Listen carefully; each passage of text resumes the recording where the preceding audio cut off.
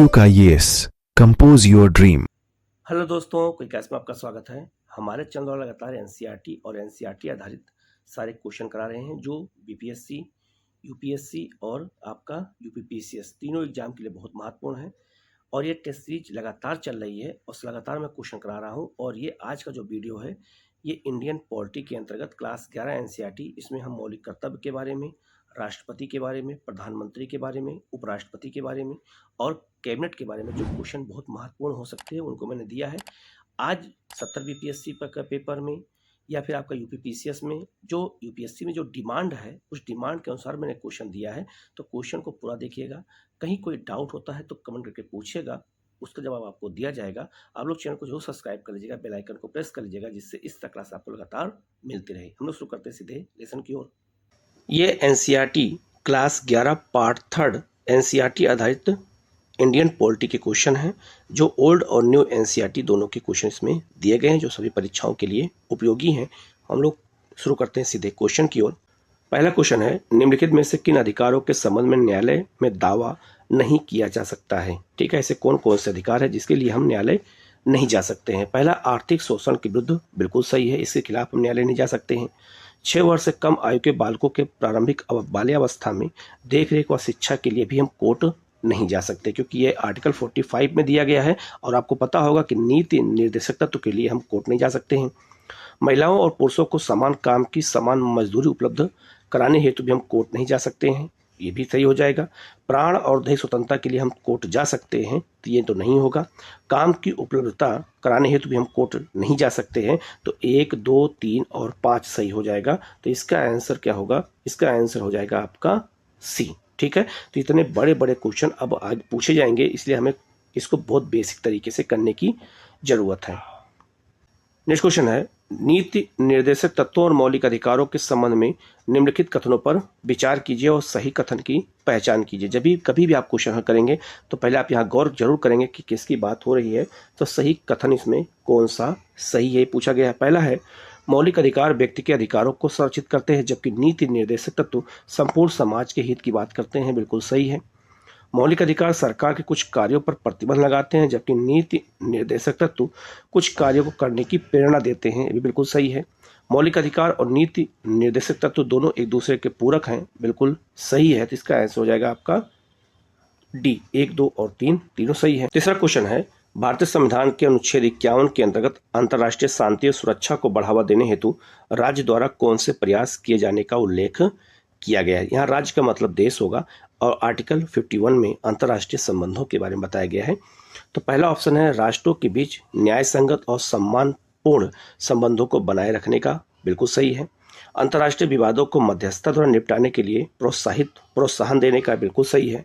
Next है, संगठित लोगों के एक दूसरे से व्यवहार में अंतर्राष्ट्रीय विधि और संधि बाध्यताओं के प्रति आदर बढ़ाने का, बिल्कुल सही है। तो इसका आंसर हो जाएगा डी, सभी इसमें सही है। ठीक है, नेक्स्ट क्वेश्चन है, निम्न कथनों पर विचार कीजिए और सत्य कथन की पहचान करनी है। पहला है, मूल कर्तव्य जो है आरंभ से ही संविधान के भाग थे, बिल्कुल नहीं थे, 42वें संशोधन द्वारा जोड़े गए थे।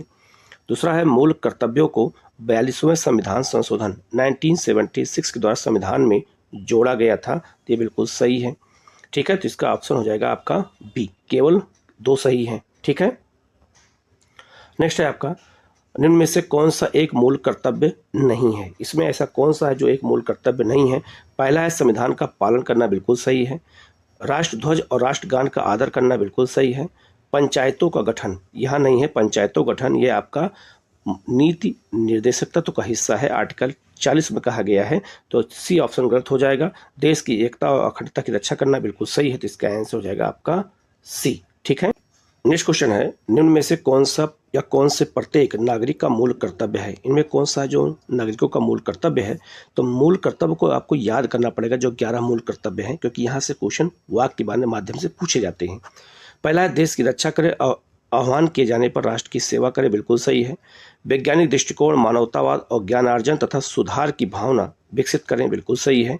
सार्वजनिक संपत्ति को सुरक्षित रखें और हिंसा से दूर रहें, ये बिल्कुल सही है। तो इसका आंसर हो जाएगा आपका डी, सभी सही है।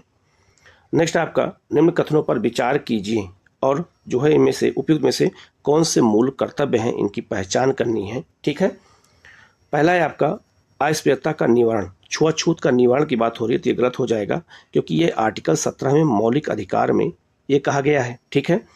महिलाओं के सम्मान के विरुद्ध प्रचलित कुप्रथाओं का परित्याग करें, ये बिल्कुल सही है। उपाधियों का अंत 18 में मौलिक अधिकार में दिया गया तो ये भी गलत हो जाएगा। प्राकृतिक पर्यावरण का रक्षण और संवर्धन करें, ये सही हो जाएगा, तो इसका आंसर हो जाएगा सी 2 और 4। ठीक है। नेक्स्ट क्वेश्चन है, निम्नलिखित में से भारतीय संविधान में मौलिक कर्तव्य कौन सा है? न्यायपालिका से कार्यपालिका का पृथक्करण, ये मौलिक कर्तव्य नहीं है, ये नीति निर्देशक तत्व का हिस्सा है। ठीक है। आर्टिकल 50 में कहा गया है।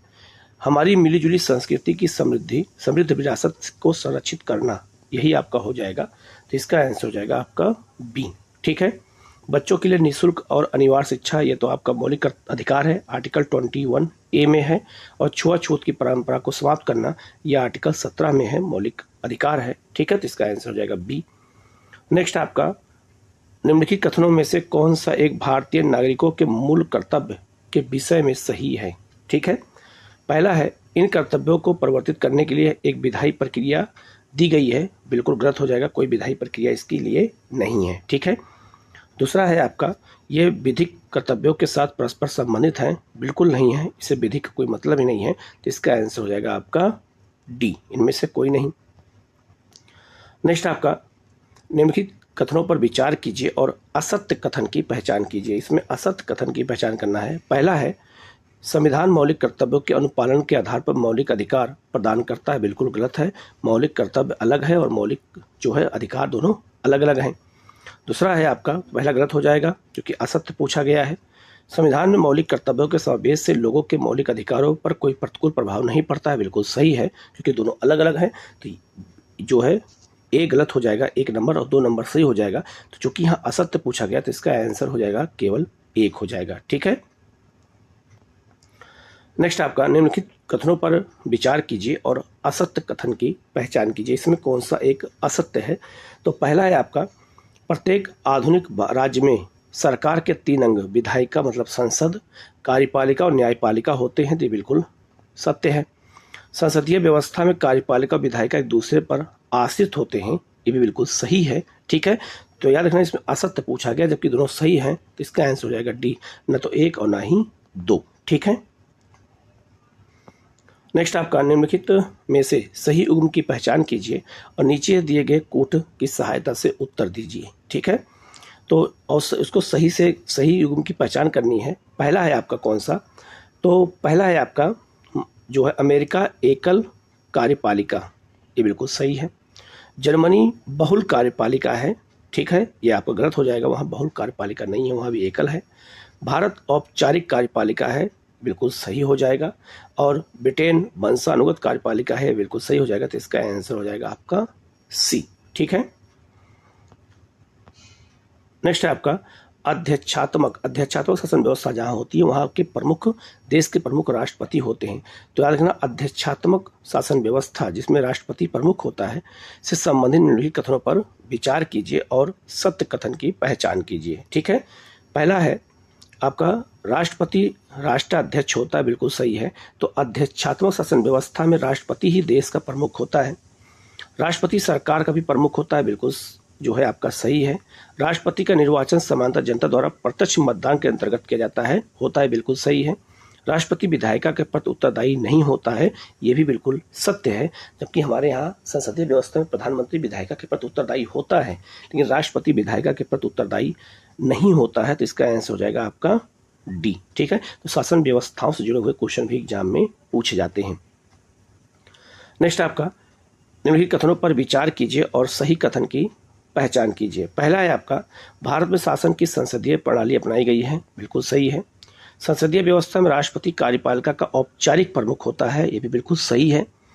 कार्यपालिका विधायिका के प्रतिनिधियों के प्रति उत्तरदायी होगी और उससे नियंत्रित भी होती है, ये भी बिल्कुल सही है। तो इसका आंसर हो जाएगा आपका डी, सभी सही है। ठीक है। तो ऐसे बड़े बड़े वाक्य के द्वारा आप क्वेश्चन पूछे जाएंगे, इसलिए प्रैक्टिस हमारे जो है चैनल द्वारा लगातार कराया जा रहा है, तो आप लोग इसको बिल्कुल अच्छे से करते रहिए। अगला है आपका, संसदीय व्यवस्था के संबंध में निम्नलिखित कथनों पर विचार कीजिए। संसदीय व्यवस्था में हमें निम्नलिखित कथनों पर विचार करना है। ठीक है। पहला है आपका, और सत्य कथन की पहचान करनी है। पहला है, इसमें सामान्यतः प्रधानमंत्री सरकार का प्रमुख होता है, तो संसदीय व्यवस्था में सरकार का प्रमुख प्रधानमंत्री होता है, बिल्कुल सही है। प्रधानमंत्री विधायिका में बहुमत वाले दल का नेता और विधायिका के प्रति जवाबदेह होता है, भी बिल्कुल सही है। विधायिका मतलब है संसद, ठीक है। इसमें देश के प्रमुख के रूप में राष्ट्रपति या राजा कोई भी हो सकता है, ये भी बिल्कुल सही है। तो संसदीय व्यवस्था में राजा भी हो सकते हैं, जैसे ब्रिटेन में, ठीक है। हमारे यहाँ राष्ट्रपति होते हैं, ये भी व्यवस्था बिल्कुल सही है। तीनों ऑप्शन सही हो जाएगा, तो इसका आंसर हो जाएगा आपका डी, ठीक है। नेक्स्ट आपका निम्नांकित में से किस प्रकार के प्राधिकार भारत के राष्ट्रपति को प्राप्त हैं? भारत के राष्ट्रपति को कैसा अधिकार हमारे यहाँ जो है, एक तरह से जो है पद प्राप्त है, उस पद का नाम क्या है? तो हमारे यहाँ संवैधानिक और नाम मात्र का। तो हमारे जो राष्ट्रपति हैं ये संवैधानिक है, लेकिन नाम मात्र के प्रधान होते हैं, ठीक है। जबकि संवैधानिक और वास्तविक प्रधान कौन होता है? तो प्रधानमंत्री होते हैं, ठीक है। नेक्स्ट आपका भारतीय राष्ट्रपति के विषय में निम्नलिखित कथनों पर विचार कीजिए और असत्य कथन की पहचान कीजिए। इसमें हमें असत्य कथन की पहचान करनी है। पहला है, उसे जन्म से भारत का नागरिक होना चाहिए। तो जन्म से भारत का नागरिक होना नहीं है, उसे भारत का नागरिक होना चाहिए, जन्म से यहाँ कोई मतलब नहीं है। तो पहला ऑप्शन गलत हो जाएगा, ठीक है। उसे 35 वर्ष की आयु पूरी कर लेनी चाहिए, तो बिल्कुल सही है। उसे लोकसभा का सदस्य बनने की योग्यता रखनी चाहिए, भी बिल्कुल सही है। तो इसका आंसर हो जाएगा केवल एक, ठीक है। केवल यही गलत हो जाएगा, ठीक है, क्योंकि असत्य पूछा गया है, ठीक है। नेक्स्ट आपका, भारत में राष्ट्रपति के निर्वाचन के लिए निर्वाचन मंडल का सदस्य कौन होते हैं? तो राष्ट्रपति के निर्वाचन में वोट कौन देता है, ये क्वेश्चन पूछा गया है। पहला है आपका लोकसभा के निर्वाचित सदस्य, बिल्कुल सही है। राज्यसभा के निर्वाचित सदस्य, बिल्कुल सही है। तो मनोनीत सदस्य वोट नहीं देते हैं, केवल निर्वाचित देते हैं। राज्य विधानसभा के निर्वाचित सदस्य, ये भी बिल्कुल सही है। राज्य विधान परिषद के निर्वाचित सदस्य, ये नहीं होगा, तो 4 नंबर नहीं होगा, बाकी सब सही है। तो इसका आंसर हो जाएगा आपका कौन सा? 1, 2 और 3। तो यही 3 जो है वर्ग है जो राष्ट्रपति के चुनाव में वोट करता है, ठीक है। नेक्स्ट क्वेश्चन है, राष्ट्रपति के निर्वाचन के संदर्भ में निम्नलिखित कथनों पर विचार कीजिए और सत्य कथन की पहचान कीजिए। पहला है, राज्यों के विधायिका के सदस्यों के मत का मूल्य विभिन्न राज्यों में अलग अलग होता है, बिल्कुल सही है। तो हर राज्य का मत का मूल्य अलग अलग होता है, बिल्कुल सही है। लोकसभा के सदस्यों के मत का वोट का मूल्य और राज्यसभा के सदस्यों के वोट के मूल्य से अधिक होता है, बिल्कुल गलत हो जाएगा। दोनों बराबर होता है, क्योंकि लोकसभा राज्यसभा दोनों संसद के सदस्य जो हैं अंग होते हैं, तो याद रखना दोनों का मत का मूल्य बराबर होता है सदस्यों के, कोई अधिक ना कोई कम होता है। तो इसका आंसर जो है क्या हो जाएगा? तो केवल जो है 1 होगा, ठीक है। तो इसका आंसर ए हो जाएगा। नेक्स्ट आपका, भारत के राष्ट्रपति को संविधान के उल्लंघन के आधार पर उसके पद से हटाया जा सकता है। तो राष्ट्रपति को अगर संविधान का उल्लंघन करता है तो उसे पद से हटाया जा सकता है केवल संसद के द्वारा, उसे संसद के द्वारा ही हटाया जा सकता है, आर्टिकल 61 के तहत महाभियोग की प्रक्रिया के द्वारा, ठीक है। नेक्स्ट आपका, निम्नलिखित कथनों पर विचार कीजिए और असत्य कथन की पहचान कीजिए। इसमें असत्य कथन की पहचान करनी है। पहला है, राष्ट्रपति अपना त्यागपत्र कार्यकाल समाप्ति से पूर्व उपराष्ट्रपति को दे सकता है, बिल्कुल सही है। मृत्यु, त्यागपत्र या पद से हटाए जाने की स्थिति में उपराष्ट्रपति राष्ट्रपति के पद पर तब तक काम करता है जब तक नए राष्ट्रपति का चुनाव न हो जाए, ये बिल्कुल सही है। राष्ट्रपति के पद रिक्त होने के 6 माह की अवधि के भीतर चुनाव कराना अनिवार्य होता है, बिल्कुल सही है, ठीक है। इसमें असत्य पूछा गया है, तो राष्ट्रपति के पद रिक्त होने की स्थिति में चुनाव शेष अवधि के लिए होता है, ये गलत हो जाएगा। शेष अवधि के लिए नहीं होता है, 5 साल के लिए दोबारा होगा, ठीक है। नेक्स्ट आपका, निम्नलिखित में से किसकी नियुक्ति भारत के राष्ट्रपति के द्वारा की जाती है? इसमें कौन है जिसकी नियुक्ति भारत के राष्ट्रपति के द्वारा की जाती है, यह क्वेश्चन पूछा गया है, ठीक है। तो पहला हो जाएगा आपका कौन सा? राजदूत। तो राजदूतों की नियुक्ति राष्ट्रपति करता है, ठीक है। दूसरा, नीति आयोग के उपाध्यक्ष। नीति आयोग के उपाध्यक्ष की नियुक्ति प्रधानमंत्री करता है, ये गलत हो जाएगा। तो 2 नंबर अगर गलत हो जाएगा तो 2 नंबर यहाँ भी है, ये भी गलत हो गया, ये भी गलत हो गया और ये भी गलत हो गया। तीनों जगह पे 2-2 नंबर है, तो और 2 नंबर गलत है, ठीक है। तो इसका अपने आप आंसर सी निकल जाएगा। अगर मान लो हमें नहीं भी पता हो सब तो भी आंसर निकल सकता है। तो वित्त आयोग, भारत के महान्यायवादी, राज्य के राज्यपाल और संघ लोक सेवा आयोग के सबकी जो है नियुक्ति कौन करता है? राष्ट्रपति करता है। तो केवल 2 का नहीं करता, तो इसका आंसर हो जाएगा सी, ठीक है। तो ऐसे भी निकाल सकते हैं, ठीक है। नेक्स्ट आपका, निम्नलिखित में से कौन से कथन सही हैं? इनमें कौन सा कथन सही है, यह पूछा गया है। पहला है, राष्ट्रपति की सहायता और उसे सलाह देने के लिए प्रधानमंत्री की अध्यक्षता में मंत्रिपरिषद होती है, बिल्कुल सही है, आर्टिकल 74 के तहत। राष्ट्रपति प्रधानमंत्री की नियुक्ति करता है, ये भी बिल्कुल सही है।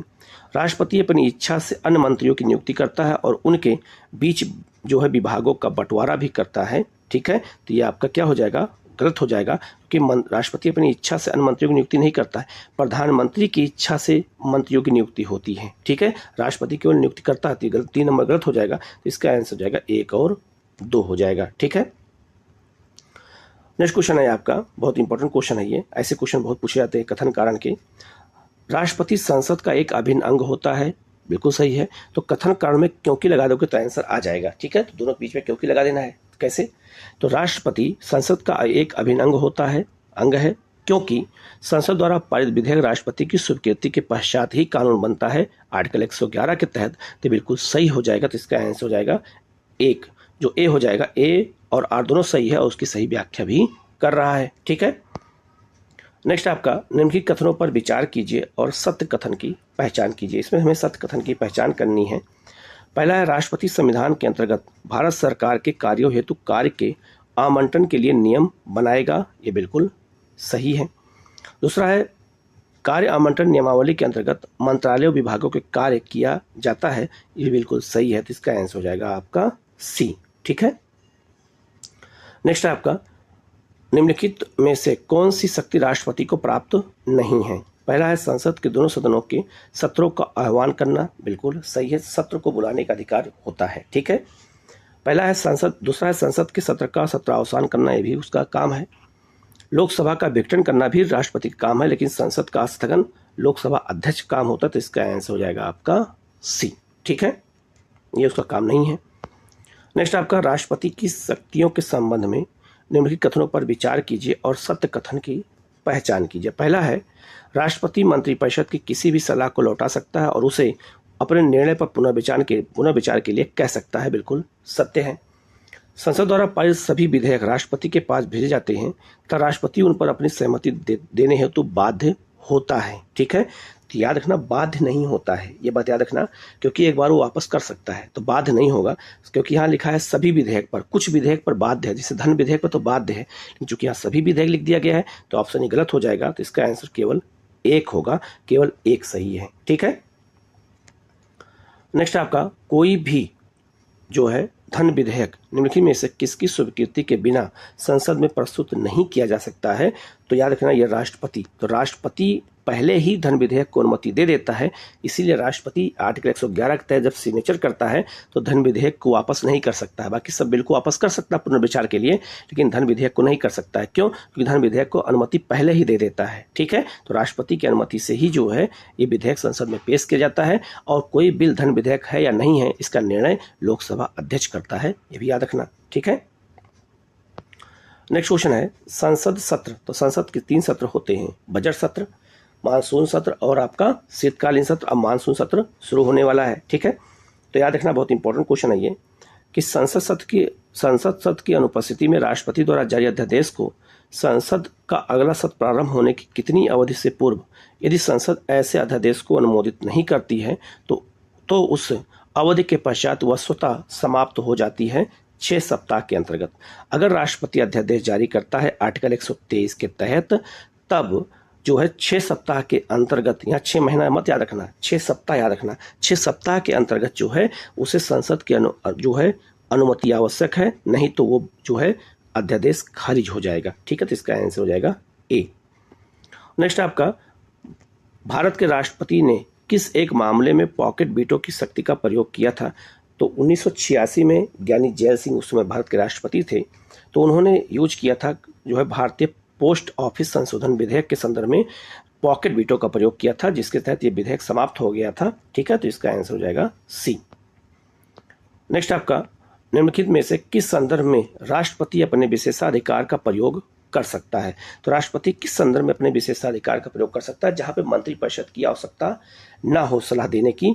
तो पहला है आपका, धन विधेयक के संबंध में बिल्कुल नहीं, केंद्रीय मंत्रियों की नियुक्ति में बिल्कुल नहीं, किसी भी दल को लोकसभा में बहुमत प्राप्त न होने की स्थिति में प्रधानमंत्री की नियुक्ति करने में। तो इसका आंसर यही हो जाएगा सी, ठीक है। यहाँ पे अपने वो स्वविवेक का यूज कर सकता है। नेक्स्ट क्वेश्चन है आपका, राष्ट्रपति की निम्नलिखित शक्तियों पर विचार कीजिए और सत्य कथन की पहचान कीजिए, ठीक है। पहला है, वह वित्त मंत्री के द्वारा प्रत्येक वित्तीय वर्ष में संसद के समक्ष वार्षिक वित्तीय विवरण प्रस्तुत करवाता है। ये बिल्कुल सही है। वह संघ और राज्यों के बीच करों में होने वाली आय के बंटवारे के लिए वित्त आयोग नियुक्त करता है। बिल्कुल सही है। तो वित्त आयोग की नियुक्ति भी 16वें वित्त आयोग की नियुक्ति की भी गई है, ये भी याद रखना। वह भारत की संचयी निधि से आकस्मिक खर्चों के लिए धन स्वीकृति कर सकता है, ये भी बिल्कुल सही है। तो इसका आंसर हो जाएगा आपका डी। ठीक है, तो इतने बड़े बड़े क्वेश्चन ऐसे ही पूछे जाएंगे आपसे अब। ठीक है, नेक्स्ट है आपका, भारत के राष्ट्रपति को किस मामले में किसी व्यक्ति को दी गई सजा को क्षमा करने, फांसी को रोकने, सजा में विलंब या छूट देने, सजा को रद्द करने या माफ करने या उसमें कमी करने की शक्ति प्राप्त है। ठीक है, ऐसे कितने मामले हैं जिनमें राष्ट्रपति को ये सारी शक्तियां प्राप्त हैं? पहला है दंड या सजा देना, सजा सेना न्यायालय ने दी हो, बिल्कुल सत्य है। तो सजा न्यायालय अगर वो क्या कहते, कोई सजा न्यायालय जो है सेना का न्यायालय दिया हो तब भी वो माफ कर सकता राष्ट्रपति। दंड या सजा ऐसे मामले संबंधी कानून को तोड़ने के लिए जो जिस पर संघ सरकार का अधिकार हो, ये इसके लिए भी। ऐसा प्रकरण जिनमें मृत्युदंड दिया गया हो, ये भी। तो इसके आंसर हो जाएगा डी, सभी मामलों में राष्ट्रपति ऐसा कर सकता है। ठीक है, नेक्स्ट है आपका, राष्ट्रपति किसकी सहमति के बिना अथवा सहमति की संभावना के आधार पर ना तो किसी देश के विरुद्ध युद्ध की घोषणा कर सकता है और ना ही कहीं सैन्य बलों को तैनात कर सकता है। तो बिना किसकी अनुमति के नहीं कर सकता, ये क्वेश्चन पूछा गया है। तो ये संसद, बिना संसद की अनुमति के राष्ट्रपति ये काम नहीं कर सकता है। नेक्स्ट क्वेश्चन है आपका, राष्ट्रपति राष्ट्रीय आपातकाल की घोषणा कर सकता है, किस आधार पर करता है? तो बाह्य आक्रमण के आधार पर, सशक्त विद्रोह मतलब हथियारबंद विद्रोह के आधार पर, युद्ध के आधार पर। ठीक है, उपयुक्त में से सभी आधारों पर राष्ट्रपति आर्टिकल 352 के तहत राष्ट्रीय आपातकाल की घोषणा कर सकता है। ठीक है, नेक्स्ट क्वेश्चन है आपका, भारत के उपराष्ट्रपति के संदर्भ में निम्नलिखित कथनों पर विचार कीजिए और असत्य कथन की पहचान करनी है। ठीक है, तो यहाँ असत्य कथन की पहचान करनी है। पहला है आपका जो है, भारत में उपराष्ट्रपति का चुनाव राष्ट्रपति की तरह ही अप्रत्यक्ष समानुपातिक प्रतिनिधित्व प्रणाली के अंतर्गत एकल संकोणीय मत द्वारा होता है, बिल्कुल सही है। उपराष्ट्रपति के निर्वाचन मंडल में राज्य विधानसभा के सदस्य नहीं होते हैं, ये भी बिल्कुल सही है। तो उपराष्ट्रपति के जो चुनाव होता है उसमें केवल जो है लोकसभा और राज्यसभा के सभी सदस्य होते हैं, मनोनीत भी और जो है निर्वाचित भी। तीसरा ऑप्शन है आपका, उपराष्ट्रपति राज्यसभा का पदेन सभापति होता है, ये भी बिल्कुल सही है। तो तीनों ऑप्शन सही हो जाएगा।